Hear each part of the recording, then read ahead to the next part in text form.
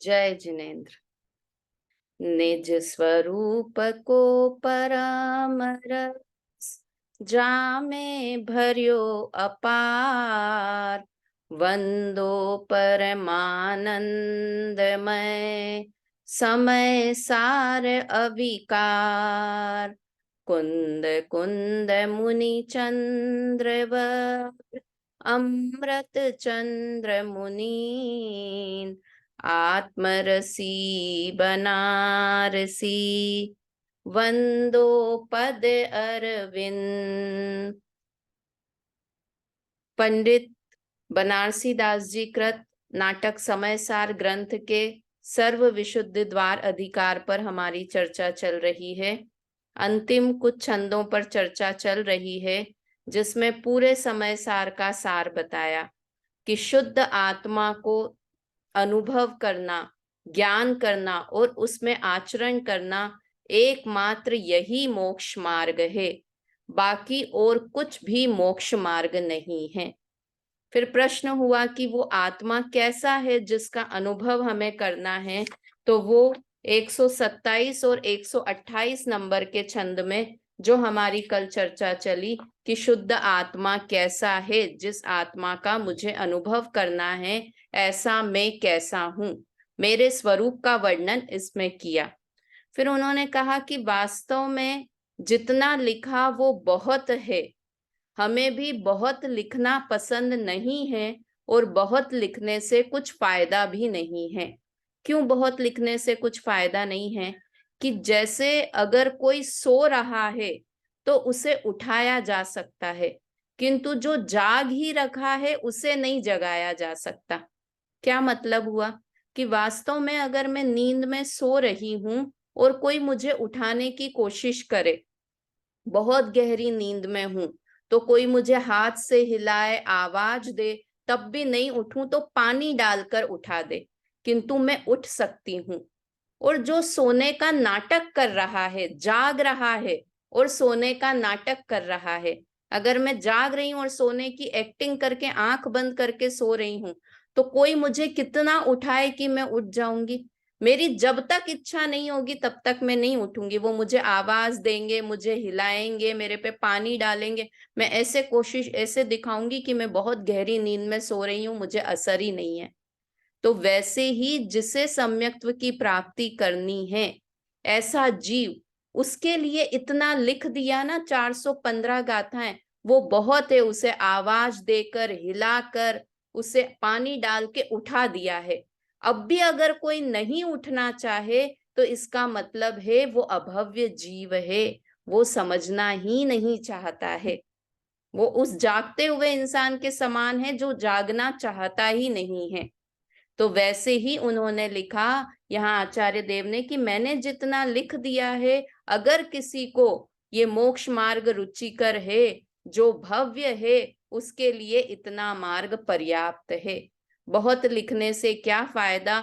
बहुत लिखने से सरल वस्तु भी कठिन लगने लगती है, मार्ग और कठिन हो जाता है। इसलिए यही जानकर ऐसे आत्मा का श्रद्धान करो।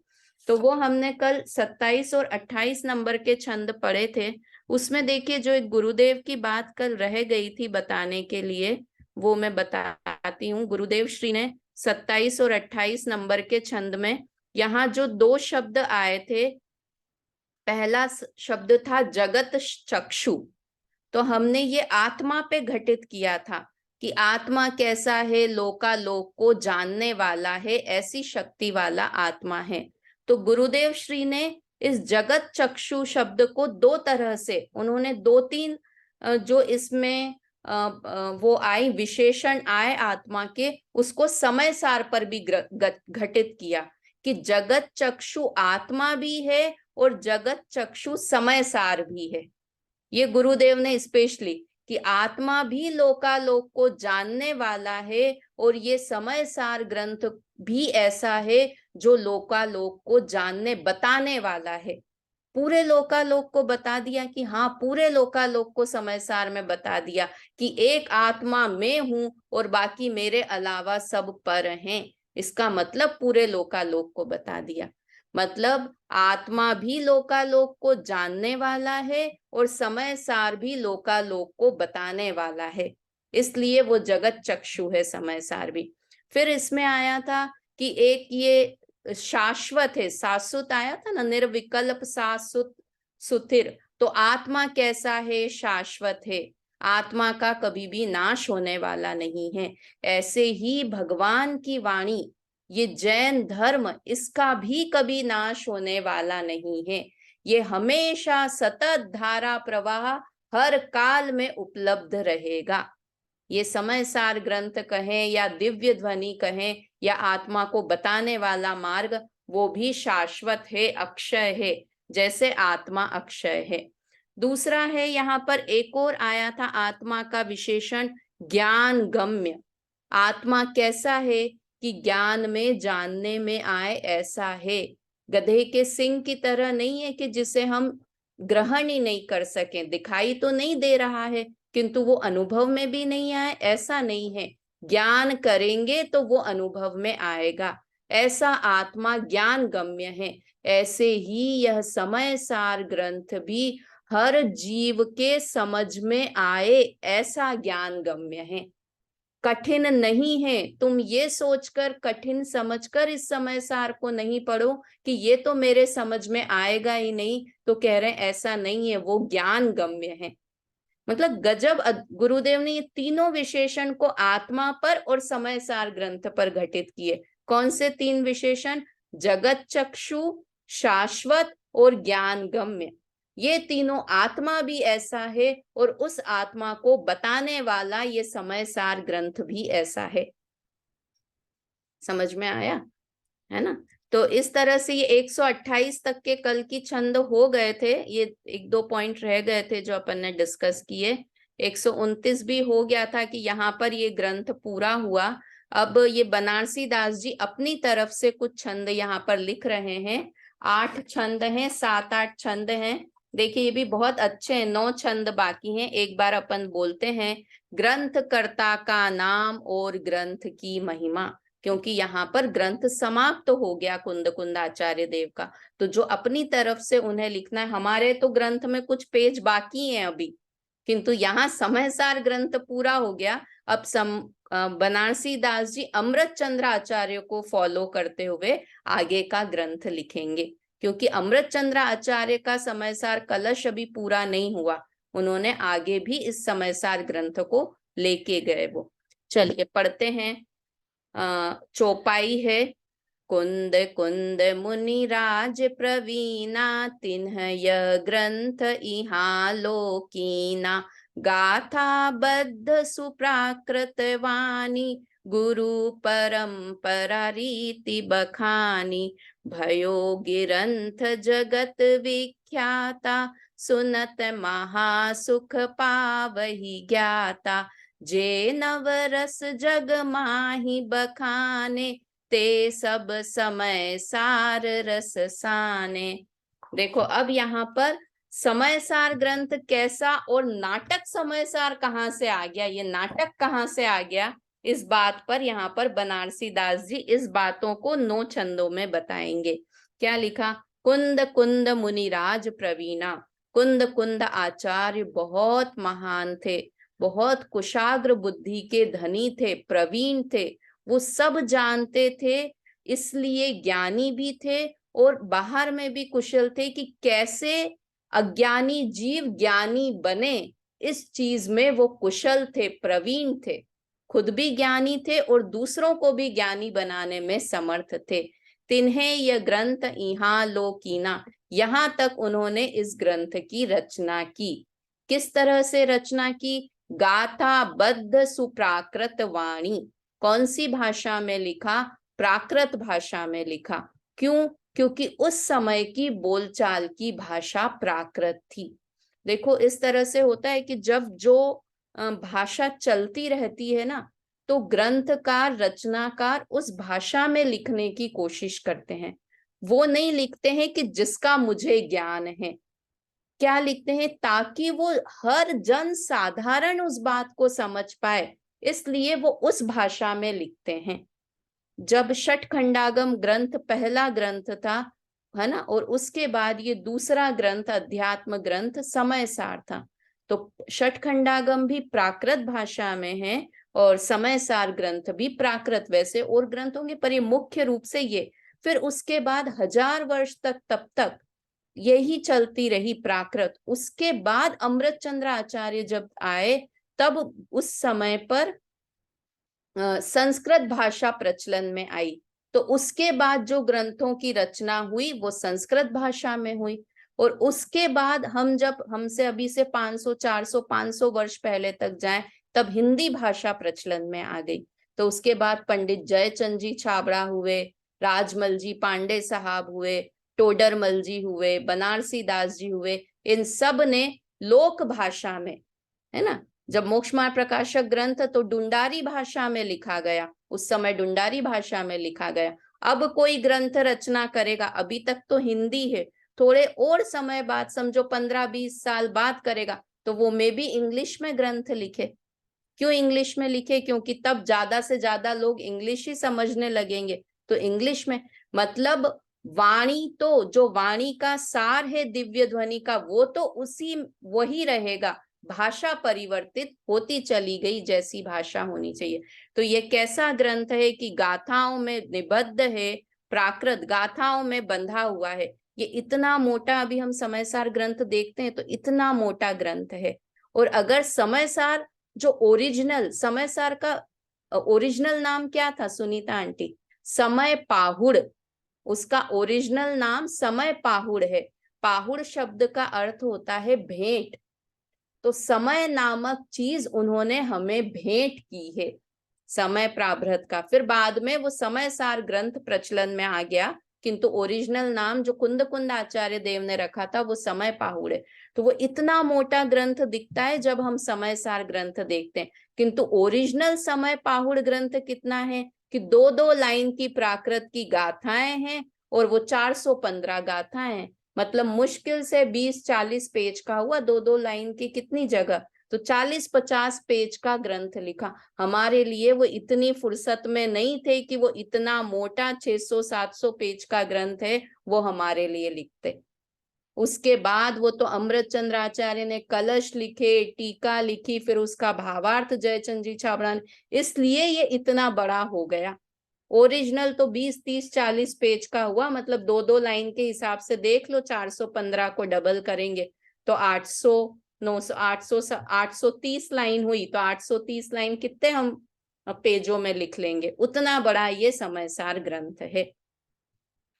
लिखने में मेहनत भी बहुत होती थी रेखा जी, क्योंकि ऐसे ऐसे छेद कर करके, जैसे हम पिन से छेद करें और वो भी पत्ते के ऊपर ऐसे छेद कर करके एक एक शब्द, एक व लिखना है तो कितने सारे छेद करने पड़ेंगे तब वो एक व लिखने में आएगा। इसलिए बहुत नहीं लिखते थे वो। तो ये गाथाओं में बंधा हुआ है, प्राकृत भाषा में लिखा हुआ है। और कौन इसका रेफरेंस क्या है? गुरु परंपरा रीति बखानी। गुरु परंपरा से जो ये बात आ रही है वही बात कुंद कुंद आचार्य देव ने कही है। जब हम समय सार की गाथाएं पढ़ते हैं तो उसमें बहुत जगह ऐसा आता है, ऐसा आचार्य, ऐसा जिनेंद्र देव बताते हैं, ऐसा जिनेंद्र का कथन है। मतलब मैं अपनी तरफ से अपनी बात नहीं बता रहा हूं, ये अनेकों तीर्थंकर भगवंतों ने जो बात कही है वही बात मैं बता रहा हूं, है ना। क्योंकि देखो अगर अभी मैं कुछ कहती हूं, अगर हम कुछ अभी बोलें लिखें तो हम क्या कहते हैं? ऐसा गुरुदेव ने बताया है। तो हमको लगता है कि चलो ये प्रूफ है ना, ये सही बात है, क्योंकि गुरुदेव ने, इसलिए अपन बीच बीच में कभी गुरुदेव का पढ़ते भी हैं तो हमको लगता है एकदम ऑथेंटिक बात है। तो कुंद कुंद आचार्य देव भी कह रहे हैं कि ये जो गुरु परंपराओं से आगे से आ रही है, मैंने वही बात आप लोगों को बताई है, वही बात कुंद कुंद आचार्य देव ने हमें बताई है। वैसे इनके गुरु के लिए इन्होंने कहीं नाम अपने गुरु का नहीं लिखा। कुंद कुंद आचार्य देव नंदी संघ के आचार्य थे। उनके पहले जो उनके 2 गुरु के रूप में थे, पर उसमें कुछ गड़बड़ उन गुरु के के लिए बोलते हैं, अपन को उस बारे में बात भी नहीं करनी, मैंने जो थोड़ा इतिहास पढ़ा था उसमें देखा था, किंतु उन्होंने अपने गुरु के रूप में हमेशा जिनेंद्र भगवान को प्रस्तुत किया है। यहाँ तक कि सीमंदर भगवान का नाम भी नहीं लिया समय सार ग्रंथ में। क्यों? क्योंकि लोगों को लगेगा सीमंदर भगवान तो हमारे हैं ही नहीं, वो तो फॉरेन के भगवान है, विदेश क्षेत्र के भगवान है, हम तो भरत क्षेत्र के हैं। तो यहाँ के आचार्यों का, यहाँ के भगवानों का भी सम्मान रहे, इसलिए उन्होंने गुरु परंपरा के रूप में हर जगह ये बात लिखी कि जिनेंद्र भगवान ने ये बात कही है।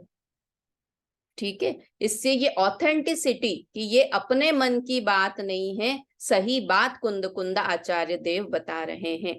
भयो ग्रंथ जगत विख्याता, सुनत महासुख पावही ज्ञाता। और ये ग्रंथ जगत में बहुत विख्यात हुआ।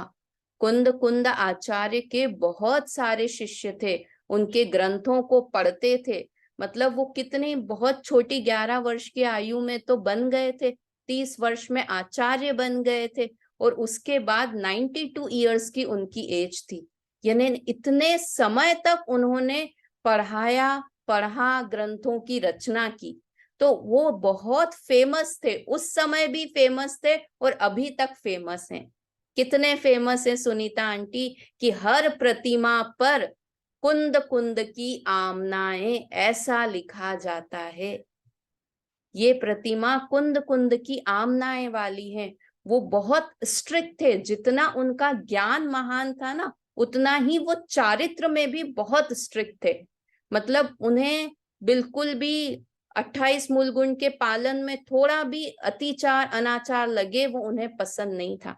मतलब बहुत स्ट्रिक्ट थे, इसलिए वो पूरा तेरापन, मतलब कुंद कुंद की आचार्य की आमना। और हम सबसे पहले मंगलाचरण भी करते हैं तो किन 3 को याद करते हैं?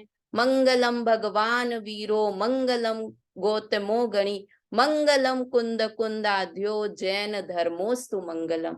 एक कुंद कुंद आचार्य देव को नमस्कार कर दिया, मतलब सारे मुनिराजों को हमने याद कर लिया। तो इतने फेमस थे तब भी, 2000 वर्ष पहले भी इतने फेमस थे, और अभी तक भी हम उन्हें कुंद कुंद आचार्य देव को याद करते हैं। कोई छोटे नहीं थे, समंत्र भद्र आचार्य, अमृत चंद्र आचार्य, नेमी चंद्र सिद्धांत चक्रवर्ती आदि बहुत बड़े बड़े आचार्य हुए, किंतु फिर भी जो ख्याति कुंद कुंद आचार्य देव को प्राप्त है वो किसी और को नहीं है। क्यों? क्योंकि उन्होंने आत्मा ऐसा दिखा दिया जैसे हथेली पर रखा हुआ आंवला है, इतना स्पष्ट आत्मा को बता दिया।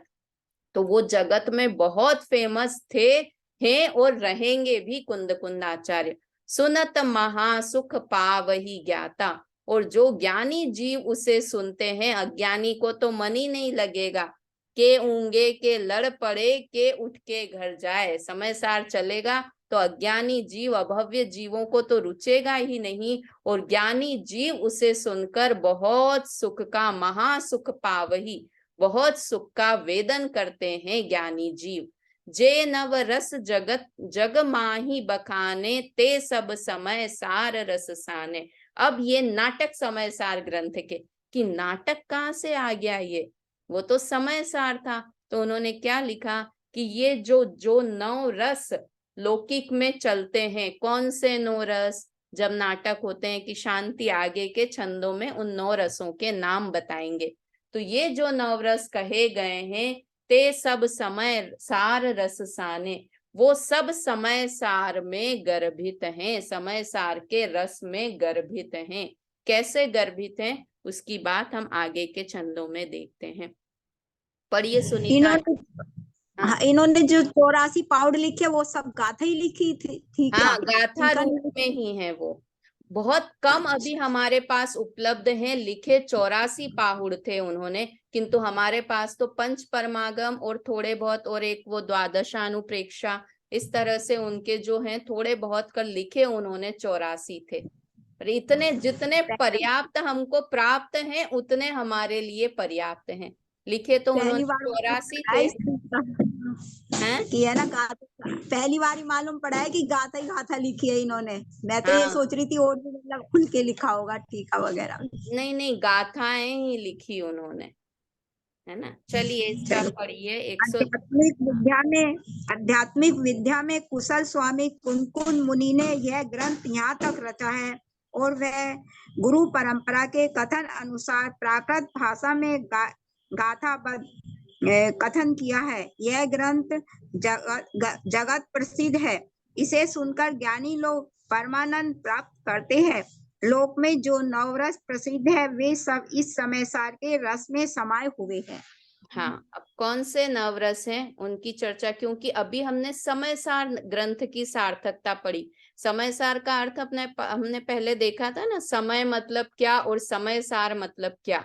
तो समय सार तो हमें समझ में आया कि इसमें शुद्ध आत्मा की बात है, किंतु हम तो नाटक समय सार पढ़ रहे हैं ना, तो ये नाटक शब्द कहाँ से आया उसकी बात यहाँ पर बता रहे हैं। दोहा है 132 नंबर का, बोलते हैं। प्रगट रूप संसार में नवरस नाटक होय, नवरस गर्भित ज्ञान में विरला जाने कोई।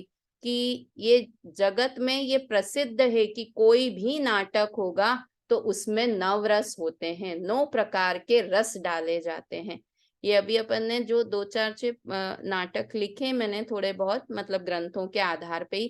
तो जब अपन नाटक भी लिखते हैं ना, तो उसमें वैराग्य, अपने तो मुख्य रूप से वैराग्य के ही होते हैं, किंतु बीच बीच में थोड़ी कॉमेडी भी डालते हैं, हास्य रस भी डालते हैं, श्रृंगार, हर तरह का रस, क्रोध वाला भी, भय वाला भी, हर तरह का क्यों डालते हैं नाटक में, क्योंकि उसमें हमें मनोरंजन भी ऐड करना होता है। कैसे मन लगे, कैसे श्रोता, अगर एक ही रस में नाटक चलता रहे ना तो वो बोरियत होने लग जाती है। तो उसमें हर तरह का, आपने भी, अपन मूवी देखने जाते हैं, मूवी एक तरह से नाटक ही है, सिनेमा देखने जाते हैं, तो उसमें क्या होते हैं, श्रृंगार रस भी आएगा, गाना भी आएगा, हास्य भी आएगा, रोना भी बताएंगे, वीर रस भी बताएंगे कि कैसे लड़ रहा है हीरो, हर तरह का, जितना उसको बोलते हैं ना मसाला मूवी, जितना मसाला डालेंगे, जितने रस डालेंगे तो उतना लोगों को मजा आएगा। तो इसलिए यहाँ पर लिखा कि नाटक में 9 प्रकार के रस होते हैं, ऐसा संसार में प्रसिद्ध है। देखो, हम मूवी देखने जाए, किसी को रोने वाली मूवी जिसमें रोने का हो तो बोलते बहुत ही अच्छी मूवी थी, बहुत इमोशनल मूवी थी। किसी को हंसी पसंद आती कि बहुत अच्छी मूवी थी, इतने हंसाने वाले डायलॉग्स थे। किसी को शांत रस पसंद हो कि देखो वो हीरो था वो कितना शांत था। किसी को लड़ाई धड़ाई पसंद हो तो देखो कितने अच्छे एक्शन सीन्स थे उसमें।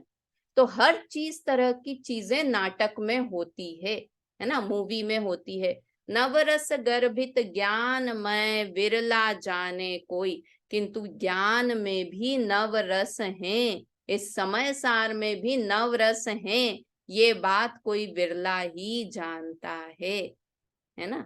देखो अब इसमें भावार्थ में अर्थ पढ़िए इसका, रेखा जी, अर्थ और भावार्थ दोनों। संसार में प्रसिद्ध है कि नाटक नव रस सहित होता है, पर ज्ञान में नव ही रस क्या दीदी भाभी, नव ही रस गर्भित हैं, गर्भित है। इस बात को कोई बिरला ही ज्ञानी जानता है। सब रसों में सबका नायक शांत रस है और शांत रस ज्ञान में है। हाँ, अब इन्होंने शांत रस और ज्ञान को कनेक्ट किया। पहले आगे हम नव रसों को देखते हैं, उसके बाद इसमें हम नव रसों के नाम यहाँ पर दिए हैं। तो नव रस के नाम हमें याद हो जाए तो अच्छा है, नहीं याद हो तो ये तो जनरल एक नॉलेज की बात है। नव रसों के नाम, प्रथम सिंगार वीर दूजो, प्रथम सिंगार वीर दूजो रस, तीजो रस करुणा सुखदायक, हास्य चतुर्थ रुद्र रस, पंचम छठम रस विभुच्छ विभायक, सप्तम भय अष्टम रस अद्भुत, नवमो शांत रस निको नायक, ए नव रस ए नव नाटक, जो जह मगन सोहिति ही लायक। 9 रसों के नाम बताएं यहाँ पर। प्रथम रस श्रृंगार रस, दूसरा रस वीर दूजो रस, दूसरा वीर रस, तीजो रस करुणा सुखदायक, तीसरा रस करुणा, करुणा रस जो कि सुखदायक है। हास्य चतुर्थ चौथा रस हास्य रस। पंचम रस रुद्र रस। छठम रस विभत्स रस। सातवां रस भय रस। आठवां रस अद्भुत रस और नौवां रस शांत रस, जो कि नवो शांत रसनी को नायक और नवा शांत रस जो सभी रसों का नायक है, मेन है। मतलब वास्तव में नाटक शांति के लिए बताया जाता है, तो बाकी के 8 चीजें क्यों? क्योंकि उस शांतता को बताने के लिए इन 8 का सहारा लिया जाता है। तो सब में सिरताज तो शांत रस है। ऐसे ये 9 रस होते हैं। ए नव रस ए नव नाटक जो जह मगन सो ही तिहि लायक, कि इस जो जिस रस में मग्न होता है, ये 9 रसों से एक नाटक बनता है, और जो जिस रस में मग्न होता है उसे वही रुचिकर लगता है। जैसा कि बताया, जिसको जो पसंद है, हम स्त्रियों को रोने वाली चीज पसंद है या कोई करुणा करे तो पसंद है, लड़कों को मार धाड़ पसंद है तो उन्हें वीर रस अच्छा लगेगा। जिसको जो पसंद है वो उसे ग्रहण करता है। उस मूवी में हम कई बार जाते हैं ना पिक्चर देखने भी, तो बच्चों से पूछते हैं कि तुमको क्या अच्छा लगा आके, कि इस मूवी से क्या सीखा तुमने, क्या अच्छा लगा। तो हम 4-5 लोग होंगे ना, सब अपने अपने एंगल से बताएं, मुझे वो इतना ताकतवर था, वो अच्छा लगा, उसने वो ग्रहण किया। तो जिसको जो पसंद होता है वो नाटक में से वो ग्रहण कर लेता है, ऐसा यहाँ पर बताया। ज्योति जी पढ़ेंगे आप अर्थ? पढ़िए। हाँ पढ़ती हूँ। हाँ पढ़िए। हाँ अर्थ। पहला श्रृंगार, दूसरा वीर रस, तीसरा सुखदायक करुणा रस, चौथा हास्य रस, पांचवा रौद्र रस, छठा घिनावना विभत्स रस, सातवां भयानक, आठवां अद्भुत और नववां सब रसों का सरताज शांत रस है। ये नवरस हैं और यही नाटक रूप हैं। जो जिस रस में मग्न होवे उसको वही रुचिकर होता है। हाँ, ये विभत्स रस लिखा ना, मतलब घृणाजनक, घृणा किसी चीज में गंदगी बताना, उसे विभत्स कहते हैं। बाकी तो सारे है ना, रौद्र यानी गुस्सा वाला, बाकी तो सरल ही है। श्रृंगार वीर रस मतलब ताकत वाला, है ना। हास्य रौद्र घिनावना, इस तरह से ये 9 रस होते हैं। अब 9 रसों का लौकिक में क्या अर्थ है, ये एक छंद में बताएंगे 34, और 35 नंबर के छंद में बताएंगे कि ये नवरस का इस समय सार में क्या स्थान है, वो बताएंगे 35 नंबर के छंद में। तो 34 नंबर का छंद हम एक बार बोलते हैं कि इनका बेसिक अर्थ क्या होता है 9 ही रसों का।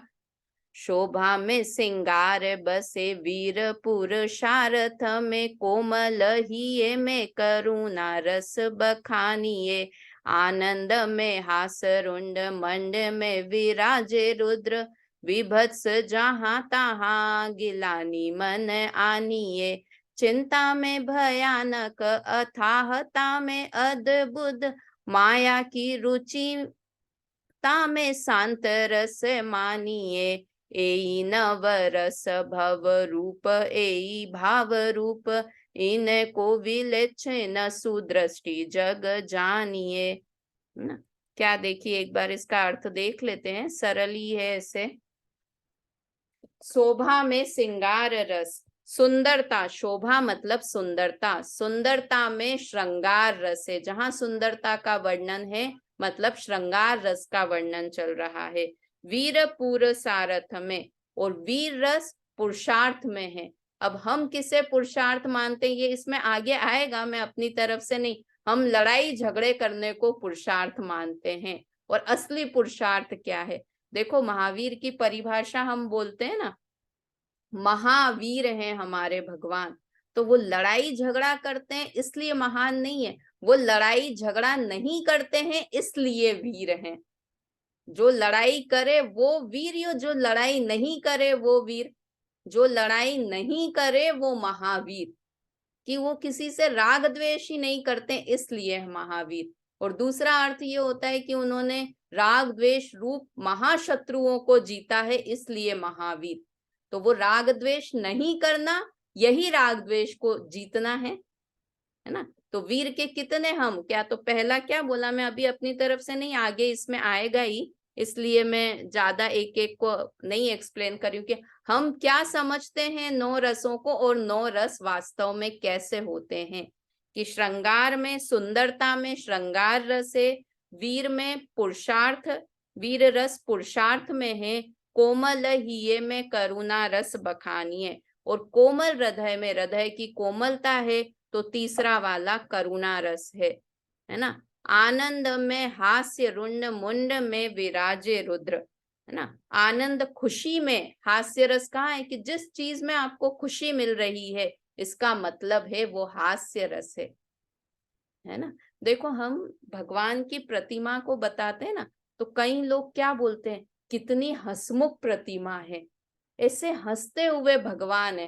हंसमुख प्रतिमा है या कितनी शांत प्रतिमा है? हम बोलते हैं कितने एकदम ऐसे लग रहे हैं भगवान हंसते हुए हैं, कितने सुंदर प्रतिमा है। हास्य, हास्य नहीं, वो शांत रस वाली प्रतिमा है। गंभीर और शांत मुद्रा, मेरे को तो ये हाँ, नजर आता है, गंभीर और शांत मुद्रा है। शांत, भगवान को देखकर हमें हास्य नहीं, वो दिखने में, किंतु शांति में भी एक आनंद है। यहाँ लिखा ना, आनंद में हास्य। तो आनंद किसमें है, हास्य किसमें है? कि जहां आनंद है वहां पर हास्य है। हम हास्य मतलब समझते हा हा हा हा हंसना, वो हास्य। तो यहाँ क्या लिखा, आनंद में हास्य रस है ना। बाहर के भी हम सही तरह से रस को नहीं समझ पाते हैं। रुंड मुंड में विराजे रुद्र, रुद्र रस क्या है? रुंड मुंड, ये दुख भयानकता दिखाना, उसमें रुद्र रस है।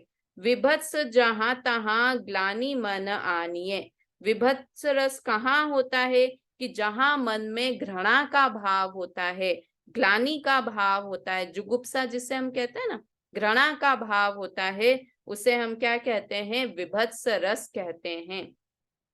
चिंता में भयानक, अताहता में अद्भुत, चिंता में भयानक रस है, भय रस, ये जो 7 प्रकार के भय हैं, हमको चिंता है इस लोक की, परलोक की चिंता है, मरण की चिंता है, तो ये हमें भय रस चल रहा है, ये भय रस। अताहता में अद्भुत, अताहता मतलब आश्चर्य में अद्भुत रस है। अरे ऐसा कैसे हो गया, अरे भाई साहब का ऐसे कैसे वियोग हो गया, इतने जवान थे, ऐसे कैसे 1 महीने में हो गया, तो हमें आश्चर्य होता है। किंतु वो क्या था? क्रमबद्ध पर्याय, निश्चित चीज थी। किंतु हमें आश्चर्य किसमें होता है? ये अचानक से कैसे हो गया। वास्तव में कोई भी चीज अचानक या आश्चर्यकारी नहीं होती है, वो सब पहले से फिक्स है ना। इसलिए उसमें कोई आश्चर्य की बात नहीं है, किंतु अज्ञानी जीवों को आश्चर्य लगता है वो चीजों में। तो क्या है? आश्चर्य में अद्भुत रस है। माया की अरुचिता में शांत रस मानिए, और माया छल कपट उसमें अरुचि होना, उसका मतलब है कि शांत रस यह होता है। ए नव रस भव रूप, ये 9 ही रस संसार अर्थात लौकिक रस हैं, लौकिक के कारण है, ये भाव रूप है, संसार के कारण है, यही भाव रूप। किंतु वास्तव में ये देखेंगे तो कैसे हैं? इनको विच्छेयी सुदृष्टि जागे जानिए, किंतु इनका पृथक्करण किसमें होता है? जब सम्यक दृष्टि हो जाते हैं तब इनको विलेच्छ कर देते हैं, अर्थात इनको पृथक कर देते हैं, और मैं इससे अलग हूं ऐसा जानने लगते हैं। एक बार इसका अर्थ पढ़िए, सुनीता आंटी पढ़िए इसका अर्थ। शोभा में श्रृंगार, पुरुषार्थ में वीर, कोमल हृदय में करुणा, आनंद में हास्य, रण संग्राम में रौद्र, ग्लानि में विभत्स, और शोक मरणादि की चिंता में भयानक, आश्चर्य में अद्भुत और वैराग्य में शांतरस का निवास है। ये नवरस लौकिक है और पारमार्थिक है, जो इनका पृथक्करण ज्ञान दृष्टि का उदय होने पर होता है। हाँ देखो, यहाँ पर इस तरह से इन्होंने लिया कि ये 2 तरह के हो गए, एक लौकिक और एक पारमार्थिक। पारमार्थिक तरह से नवरस क्या है, इसकी चर्चा ये अगले में आई कि नवरसों में परमार्थिक स्थान क्या है। और जो हम ये लौकिक देखते हैं वो तो लौकिक नवरस हैं ही। किसी को नवरस के नाम याद हुए तो बताएं। सुनीता आंटी देख के बोले एक बार, या तो रेखा जी आप भी बोलें, जो भी बोल रहे हैं, ज्योति जी, रेखा जी बताएं। पहला श्रृंगार है, दूसरा वीर रस है, तीसरा सुखदायक करुणा रस है, चौथा हास्य, पांचवा रौद्र रस है, छठा घिनावना है और नहीं, सातवां छोटा है घिनावना नहीं, विभत्स रस है छठा। वो विभत्स रस कैसा है? घिनावना है। घिनावना। अच्छा, तो और सातवां भयानक है और आठवां अद्भुत है और नौवां सब रसों का सरताज शांत रस है। एक बार फिर से बोलिए, रेखा जी बोलिए, क्योंकि हाँ जी, अपन परमार्थ वाले पढ़ेंगे ना तो हमको ये ध्यान रहेंगे तो मजा आएगा वो पढ़ने में। हाँ, पहला श्रृंगार तो इसमें नजर नहीं आ रहा है भाभी। दूसरा वीर रस, तीसरा सुखदायक रस, चौथा हास्य, पांचवा रस क्या है ये? रोद। रौद्र रस। हम्म, हाँ, ये मुझको दिखाई नहीं दे रहा है एक्चुअली। एक चलिए मिनट, मैं एक एक बार मिनट, नाम बोलती हूँ, आप लोग आप जो, बोल दीजिए। हाँ ज्योति जी आप बोलेंगे।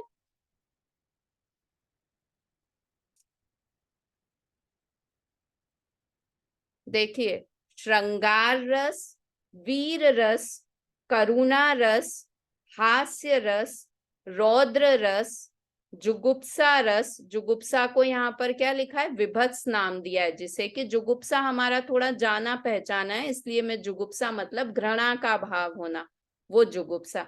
जुगुप्सा रस, भय रस, अद्भुत रस, अद्भुत मतलब आश्चर्य वाला, हमको सरलता से आश्चर्य रस, और नवा रस शांत रस। इस तरह से ये नवरस होते हैं।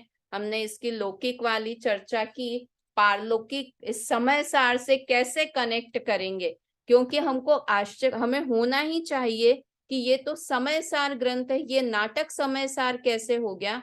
तो ये दो कारणों से हुआ कि जो अमृत भाभी चंद्र ये आचार्य, हाँ, विभद रस क्या है? विभद ये रस कौन सा है भाभी? घिनावना, जिसे कि जुगुप्सा कहते हैं ना हम, वो विभत्स रस। जुगुप्सा मतलब ग्लानि का भाव आना, गंदा है अच्छा। ये, घिनावना वाला, ग्लानि होना किसी चीज को, है ना, उसे अच्छा। विभत्स बोलते हैं, है ना। उसे जुगुप्सा भी, जो अपन नौ कषाय के नाम पढ़ते हैं ना, तो उसमें नौ में आता है हाँ। ना, हास्य, रति, अरति, शोक, भय, जुगुप्सा। तो वो जुगुप्सा जो आता है वो यहाँ पर विभत्स रस उसे नाम दिया हुआ है। इस तरह से तो जब नाटक समयसार, वास्तव में कहाँ से नाटक समयसार ग्रंथ इन्होंने लिया बनारसी दास जी ने, कि अमृत चंद्र आचार्य देव ने इस समय प्राभृत को, समय सार को एक नाटक के रूप में प्रस्तुत किया था। देखो, नाटक अभी नहीं चल रहे हैं, इतने हजारों वर्ष पहले से नाटक की परंपरा चल रही है। क्यों? क्योंकि नाटक देखत ही फाटक खुलत है। किसी को भी, हमको कब मजा आता है कि जब हम कोई नाटक देखते हैं तो हमारे हृदय के दरवाजे खुल जाते हैं, हमें उसमें आनंद आता है। तो उन्होंने, अमृत चंद्र आचार्य देव ने सोचा कि कहीं ये समय सार लोगों को ऐसा नहीं लगे कि ये एक ही एक तरह से चल रहा है, तो इसे कैसे और अच्छा बनाया जाए। मैं तो ये कहती हूँ कि अमृत चंद्र आचार्य देव इस नाटक के डायरेक्टर थे। रचनाकार कौन थे? कुंद कुंद आचार्य देव। उन्होंने तो रचना की, किंतु उसे कैसे रुचिकर बनाया जाए वो डायरेक्टर का काम होता है। बात वो ही बताएगा डायरेक्टर जो स्क्रिप्ट राइटर ने लिखी है, किंतु वो उस रूप में प्रस्तुत करता है कि लोगों को वो समझ में आए, उसमें आनंद आए। तो ये समय सार ग्रंथ के डायरेक्टर कौन है? अमृत चंद्र आचार्य देव, है ना। और उसे और भी सरल किसने कर दिया कि बनारसी दास जी ने नाटक समयसार ग्रंथ लिखकर।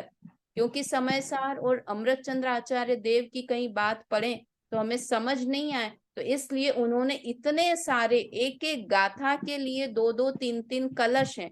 वो कलश भी ऐसे हैं कि किसी गाथा के लिए एक कलश है और किसी एक ही गाथा के लिए पांच पांच कलश भी हैं। किसी गाथा के लिए कलश ही नहीं लिखे हैं। और उसी तरह से इन्होंने, बनारसी दास जी ने भी अनेक छंद लिखे हैं ताकि ये समयसार हमें और सरल हो जाए। तो कल हम अब इसकी चर्चा और करेंगे। अभी समय हो गया है, जिनवाणी स्तुति बोलते हैं, फिर आगे बात करेंगे। भाव मरण से त्रस्त प्रतीक्षण, मेरे घट में अमृत घोलो।